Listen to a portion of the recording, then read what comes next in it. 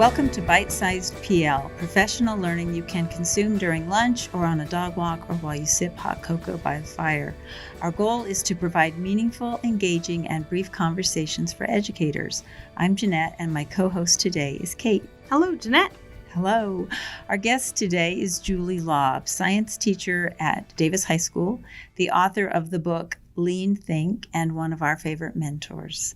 Welcome, Julie. Thank you. Julie has a specialty that we want to share with you. And we've shared Julie already once before. Last year, we talked about dealing with student absence work and how to make sure that you were providing the best support for students who had been absent during that year where we had lots of students who were absent. Julie's specialty is delivering a high-quality product in the most efficient manner.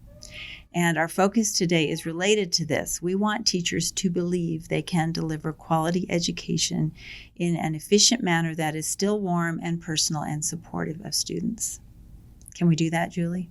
100%. All right, great. Let's talk. Well, Julie, I have been learning about teacher sustainability from you for so long, and I'm so grateful for that. And talking to you about this idea is one of my favorite discussions around teacher wellness. So I think it is the discussion around teacher wellness. So tell us a little bit about what a typical workday looks like for you and kind of how you move throughout the day, what you do, what you take home, what you do at school. What does it look like for you?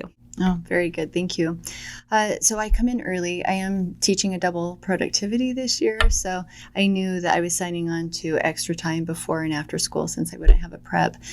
So I'm in early, 30 to 45 minutes. That's when I check emails.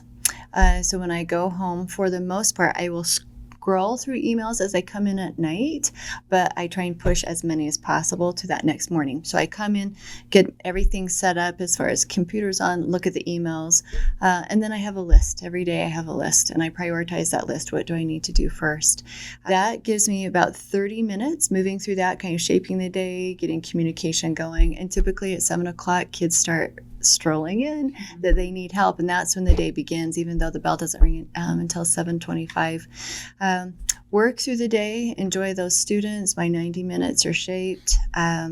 Lunchtime, because it's a productivity, I am getting work done during that time, and I'm again just going through that hierarchy on my list.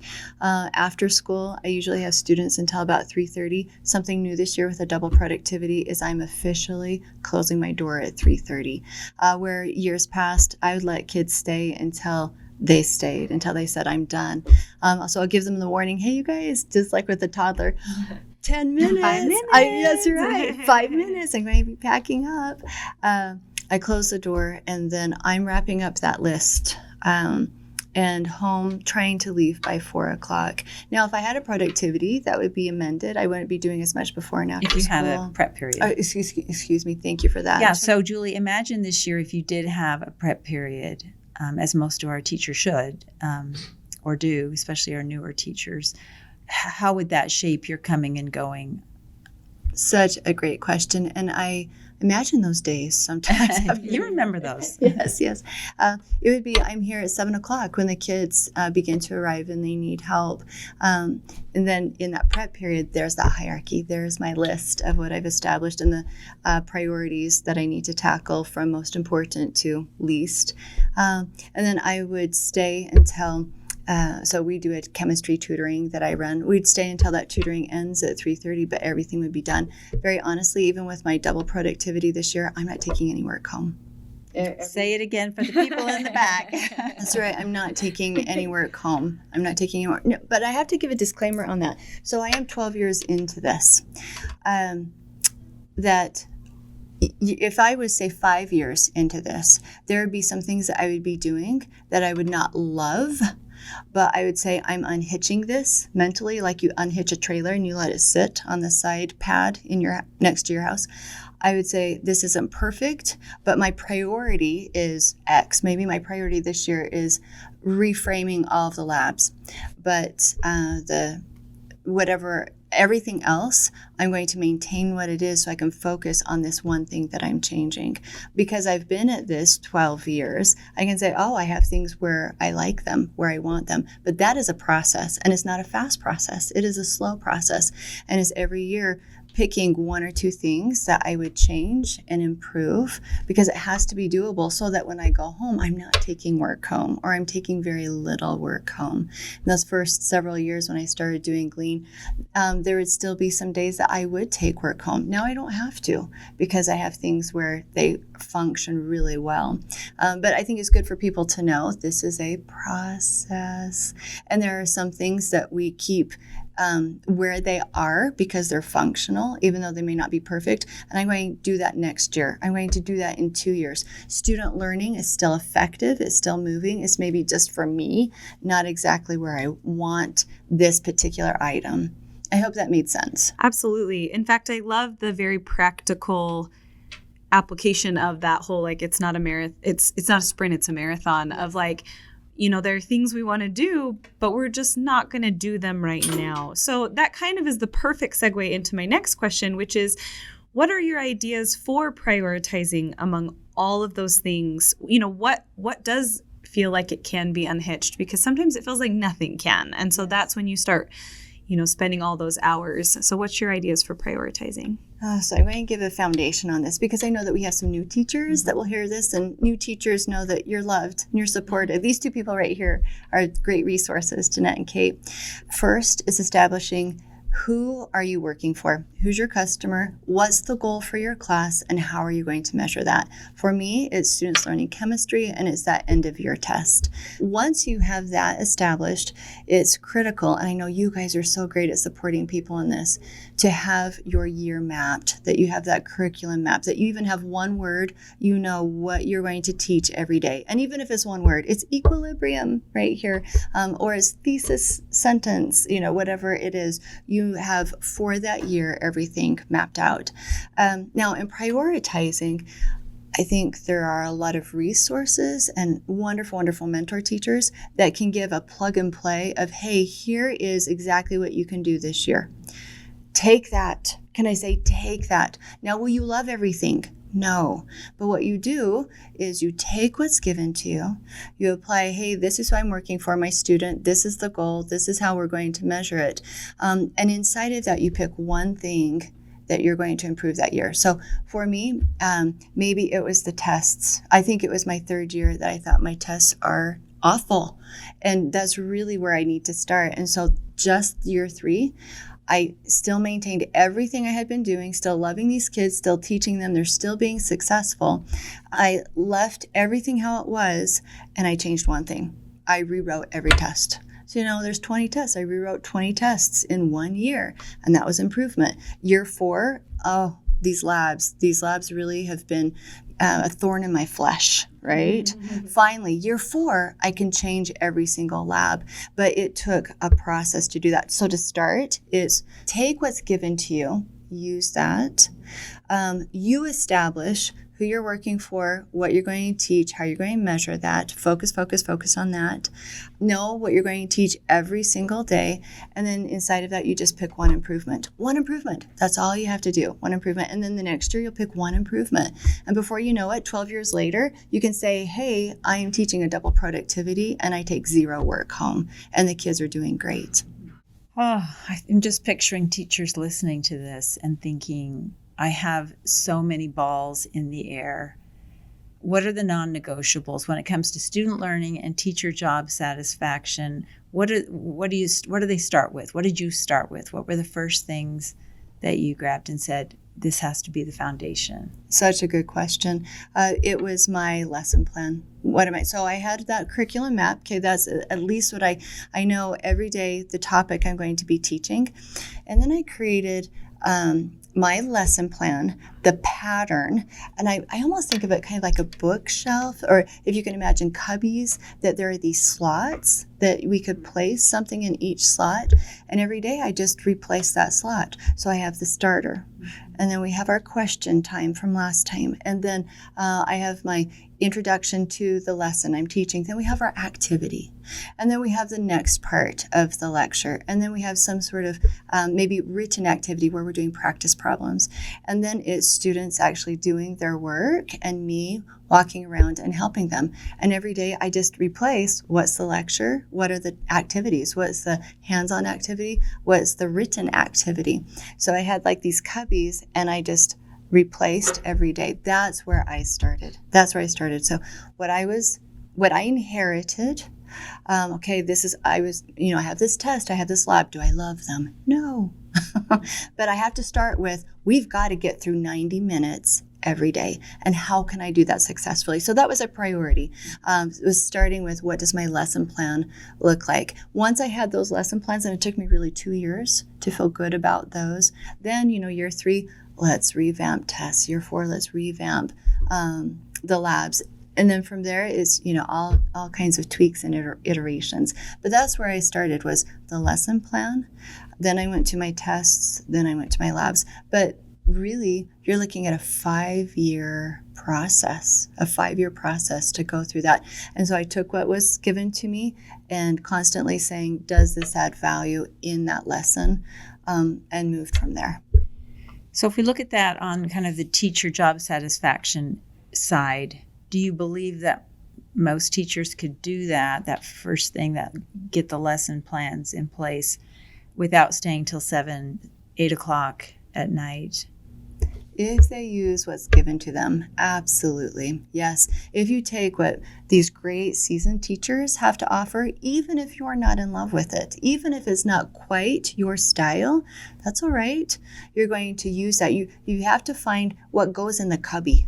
If you can at least have something in every cubby, if I could use that, if you could have something in every moment of that lesson plan is given to you. You don't have to recreate the wheel. So I'm not staying here until 7 o'clock at night. I'm using what's given to me, refining that over maybe year 1, year 2, even year 3 I didn't like this activity.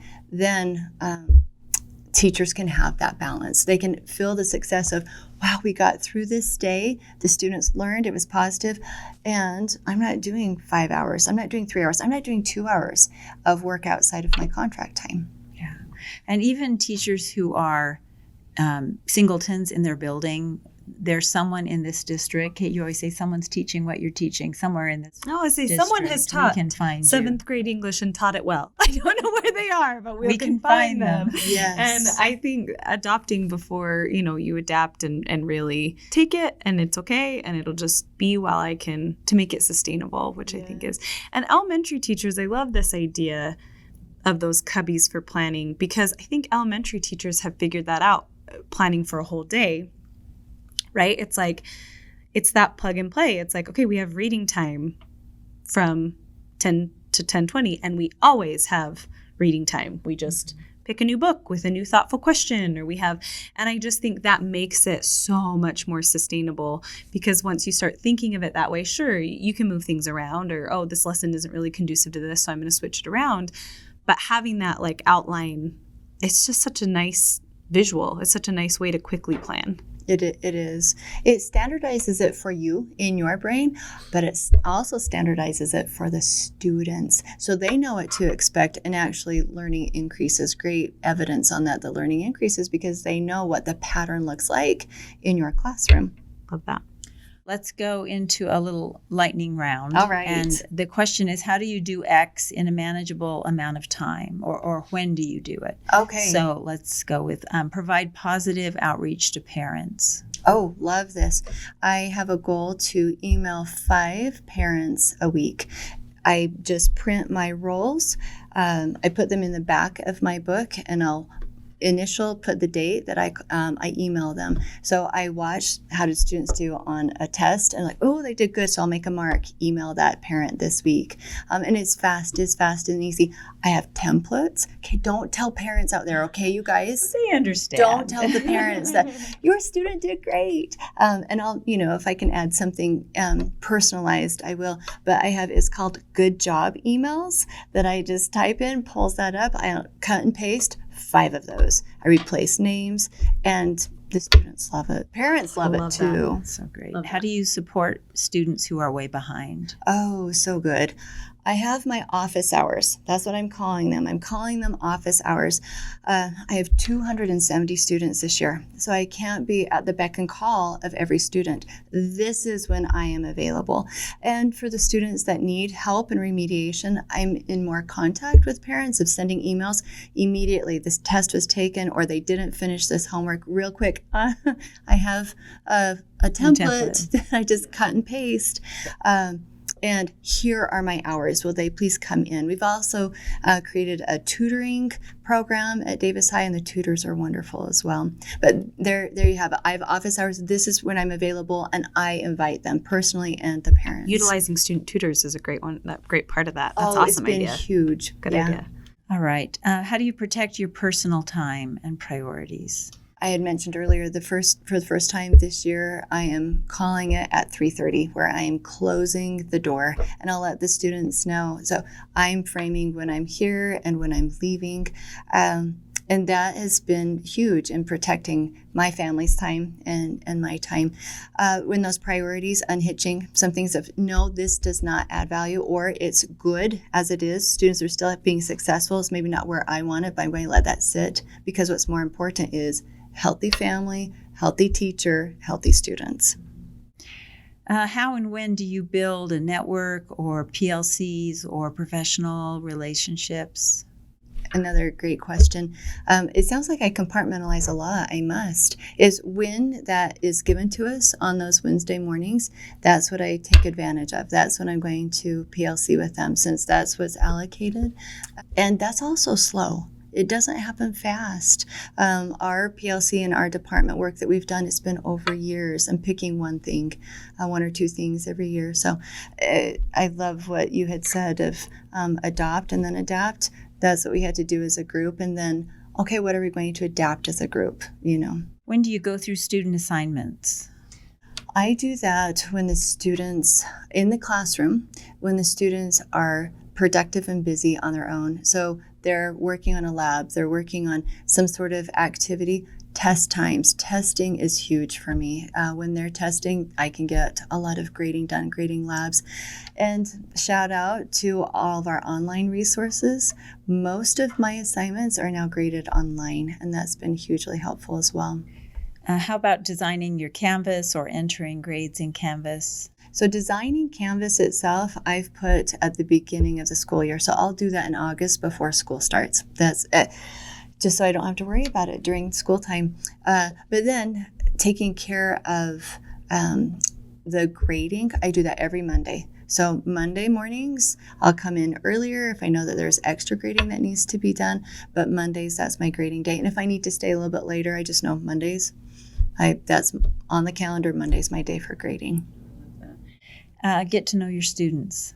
The little 3x5 card at the beginning of the school year. Love the question, I wish my teacher knew. That's amazing what that brings up. And then your favorite thing that you want to tell me. And then as we're doing labs, I'll pick 5 of those cards for that class period. When I'm grading pre-labs, I'll say, so you like to hunt. Did you go hunting this year? Are you a ballerina? Are you a part of the Nutcracker this year? Anyway, that's how I'll do it, is those cards. And then I'll pick 5 for every lab. And throughout the course of the year, get to visit with their particulars.